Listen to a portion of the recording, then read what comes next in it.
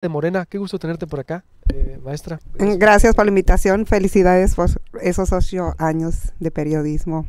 Pues creo que estás abriendo brecha, ¿no? Y felicidades por eso. Gracias, gracias, estimada. Por supuesto que sí.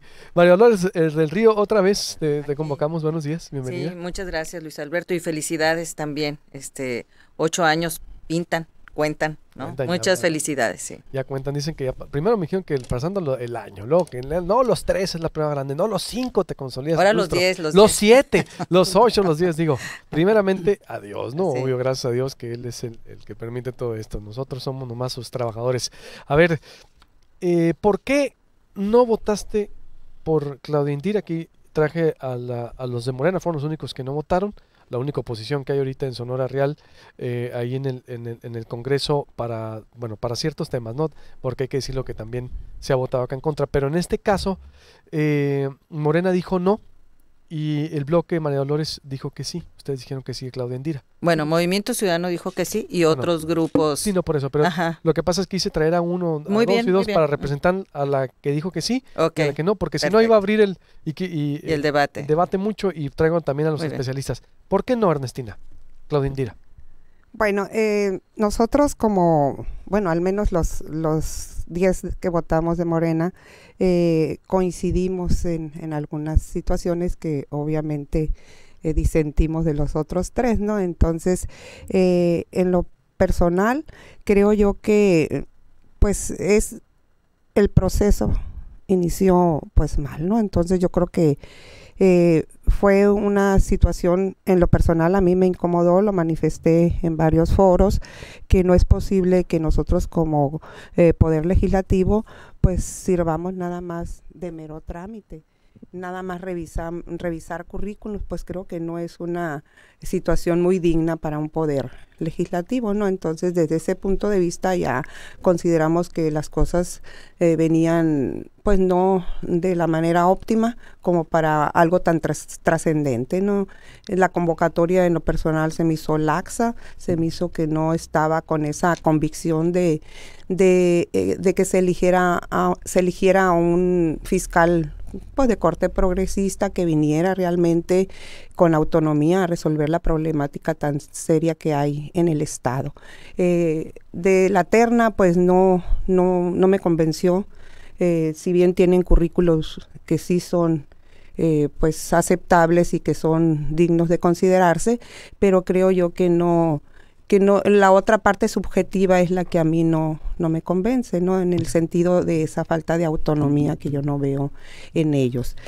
Por otro lado, sí se manejó mucho la cuestión de género y creo yo que el género no debe determinar en una situación tan compleja como esta y de tanta responsabilidad, porque estaríamos entonces hablando de que se deja en discriminación el elemento de género a la parte, a los caballeros que también estuvieron ahí, ¿no? Entonces yo creo que no debe ser un motivo de género como muchos han manifestado. Entonces tú no ves la independencia que había que tener. No, la autonomía no la veo yo. Ni el perfil. El perfil sí, pero también el perfil había en otros personajes ahí, ¿no? Entonces, dentro de las mismas mujeres que estaban como contendientes, creo que podía también haber sido pues alguna de ellas, ¿no? Entonces, no es el perfil, es más bien el proceso con el cual no me quedó buen sabor, ¿no? Y ahí hay mucho que hacer en ese sentido. No es autónoma, ni el proceso tampoco, no se puede convertir en una oficina de trámite. ¿Por qué ustedes sí? Sí. Ella, María Fíjate Dolores. que platicamos mucho, Ernestina y yo, la diputada y yo, sobre este tema, ¿no? En mi caso pertenezco a la Comisión de Gobernación. ¿Qué originó que el proceso fuera así? Una reforma a la Constitución que viene del 2016, ¿no? No es parte de la reforma que hicieron los legisladores antes de irse, es una reforma anterior. Y en esa reforma, lo que mandata la Constitución en la ley es que quienes aspiren al puesto de fiscal tenían que reunir una serie de requisitos. Y el Congreso podía integrar una lista de por lo menos 5, ¿no? Entonces, la convocatoria forzosamente tenía que cumplir con lo que manda la Constitución. O sea, sí somos diputados, sí tenemos un poder para aprobar, pero no podemos ir por encima de la ley, ¿no? Y en ese sentido, bueno, la convocatoria reunía esos requisitos. Cuando vienen los 41, si tú recuerdas, porque una persona entregó fuera de tiempo y entonces esa persona no contó, pero de los 40, solamente 6 no cumplían con los requisitos, ¿no? Que si no tenía la nacional, no había nacido en México, algunos otras no cumplían los años de estar titulados, etcétera. Y entonces quedó una lista de 34. Si tú recuerdas, aquí estuvimos platicando ese tema, había inconformidades de algunos ciudadanos con los que también quiero decir que me reuní para platicar con ellos y el tema es que no había una manera legal, o sea, una herramienta jurídica que nos permitiera a nosotros como comisión decir solamente vamos a aprobar 5, solamente vamos a aprobar 8, porque el riesgo que se corría es que además hubiera denuncias y demandas, ¿no? Que porque habíamos ido más allá de la ley. Es en primer lugar. Entonces, la lista se va con 34, ¿ok? Y coincido con lo que dice la diputada, pues entonces te conviertes en una oficina que recibe y manda. Pues bueno, lo que tenemos que ver es cómo reformamos la Constitución, que es un tema nacional también, no es un tema estatal. Todo viene desde la Constitución Federal, que es un tema que hace unos días también prácticamente se le dio carpetazo. Bueno, luego se va al Comité Ciudadano de Seguridad y nosotros pedimos reunirnos con ellos. Ellos no aceptaron eso y entonces ellos hicieron su trabajo aparte y ellos solamente tenían una posibilidad, objetar o validar la lista. Eso era lo único. No lo objetaron, la validan. Tengo entendido, pero no porque me lo hayan dicho algunos de ellos, sino porque lo vi en los medios, que hicieron entrevistas. A mí no lo sé, yo no lo sé de la fuente de ellos. Y de ahí ellos mandan esta lista de 34 a la gobernadora y la gobernadora manda la terna. Sí quiero decir una cosa, en la comisión se había pedido como requisito también que manifestaras si tú tenías un problema de interés ahí, ¿no? Sí. Y entonces se va en el dictamen eso y algunas otras personas que nosotros consideramos que también tenía conflicto de interés porque había sido diputado, o sea, algo que sabido, ¿me entiendes?, conocido por todos, y se objetaron otras personas ahí y así se envió la lista. Quiero decir que las 3 personas que llegaron al Congreso no habían tenido objeción, ¿no? Nadie de los que estuvimos en la comisión dijimos, oye, él fue candidato, porque pues ninguno había sido candidato. No, y si había algo, no lo detectamos, pues, y no se envió. Entonces, esa es, y en sentido estricto, yo en mi caso, como parte de la comisión, no veía una razón para no votar, ¿no? Pero también creo que si no lo hacíamos, que es lo que dije ahí, ¿no? Estábamos cediendo algo que nos correspondía a nosotros como Congreso hacer. Y por eso ayer también dije, si el Congreso cumple, porque no sabíamos cómo iba a ser la votación, al final todavía no empezaba la votación, hoy tendrá que cumplir también la gobernadora. Y yo creo que ahora el tema está en la cancha de la gobernadora, en el tema del secretario de Seguridad. Si el Congreso, con los votos que fueron, ya cumplió, ahora tiene que cumplir la gobernadora. Todo esto te lo platico para entender el proceso. ¿Cómo ves el contexto, Ernestina? Bueno, yo difiero en la cuestión de la convocatoria. Creo que la convocatoria, sin salirse de lo que marca la ley, pudo haber sido un poco más bien diseñada para la cuestión de elegir o por lo menos llevar las indicaciones como lo llevaron los anteriores, no solo por la currícula o porque les faltó algún documento, sino que también pudo haber llevado anotaciones con respecto a esas cuestiones subjetivas que nosotros planteamos.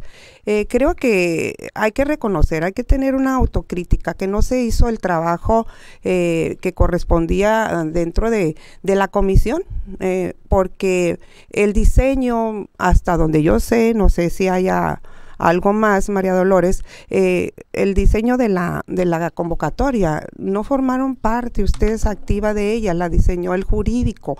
Entonces, desde ahí yo creo que el dejarle la responsabilidad al jurídico de ahí del Congreso para que diseñe una convocatoria y que no les dé esa jugada o esa parte activa a los integrantes, pues desde ahí yo ya vi mal, ¿no? Entonces, porque cuando yo llego a la comisión, cuando estaban presentando ya haciendo el trabajo que les correspondía a la comisión, fue ahí donde yo me di cuenta, pues porque lo pregunté, bueno, ¿por qué la convocatoria viene así tan acotada? ¿Por qué no hay una metodología que te permita tener más elementos para no mandar así nada más como mero trámite, ¿no? En ese sentido.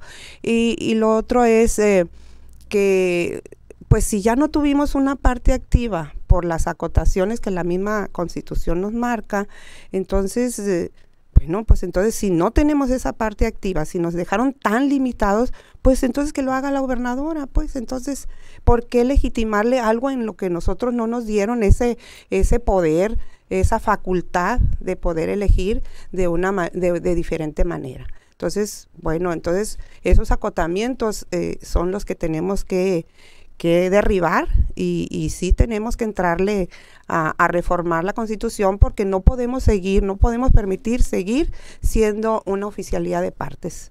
Ya vienen otras elecciones, los de los comisionados del ISTAI próximamente, y yo no quiero verme en ese papel. Dolores. Yo formo parte de la comisión. Sí hicimos el trabajo en la comisión de acuerdo, insisto, a las reglas que te permite. Ahí hubo en un momento una discusión, se incluían otros requisitos, y al final incluso yo decía, ese requisito no puede entrar porque la ley te lo impide, no podemos ir más allá de la ley. Ahora, el primer dictamen, la primera lista fue votada por todos, o sea, se fue así ese dictamen. Sí coincido en que hay que hacer una reforma a la Constitución que permita tener más legitimidad a quien llegue a la Procuraduría, o a la Fiscalía General, perdón. Lo que sí hay que decir también es que hoy la fiscal pues sí llega legitimada por el Congreso, también hay que decirlo, porque al final el Congreso votó. Es independiente y es autónoma, pues la ley marca que en sí la institución debe de ser autónoma y debe de ser independiente. La persona que hoy es fiscal general, perdón, ando pensando en otras cosas, yo creo. Fiscal general, es una persona que en su exposición explicó perfectamente su trayectoria, igual que lo hicieron los otros dos, o sea, los 20 Pero minutos. Pero no es autónoma, dice Ernestina. No va a ser autónoma.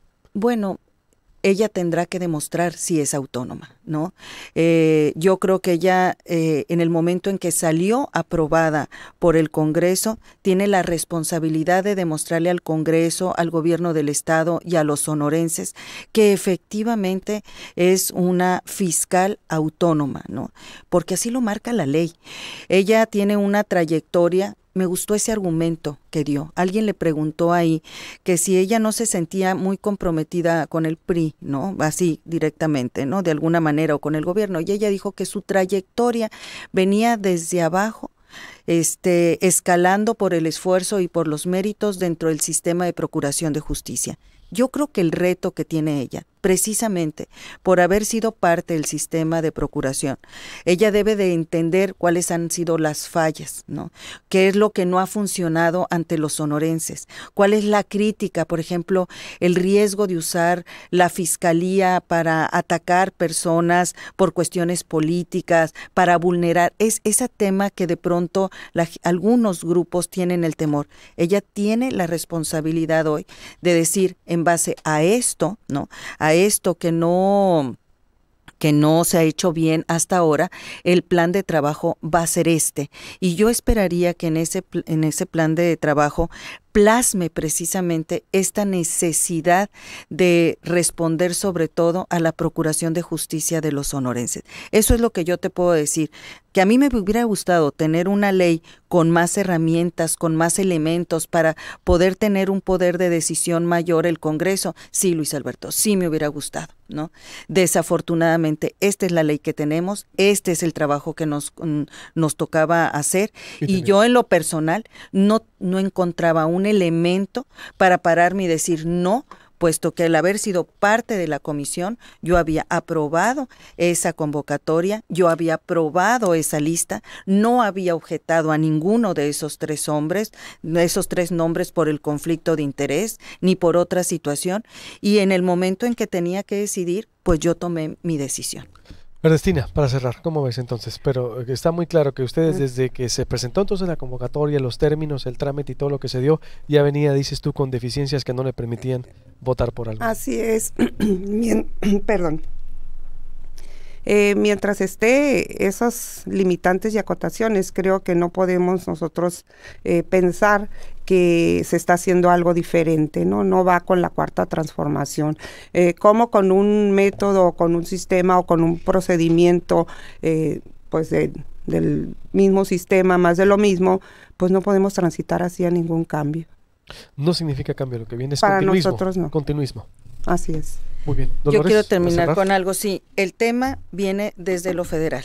Se acaba de dar la discusión en el tema federal y también se cerró ahí. Y no hubo ninguna modificación en lo federal para que el fiscal en la Constitución se reformara el artículo 102 que permitiera autonomía. Y eso fue algo, con todo respeto, que aprobó Morena en México. Entonces, no puede haber un discurso A y un discurso B.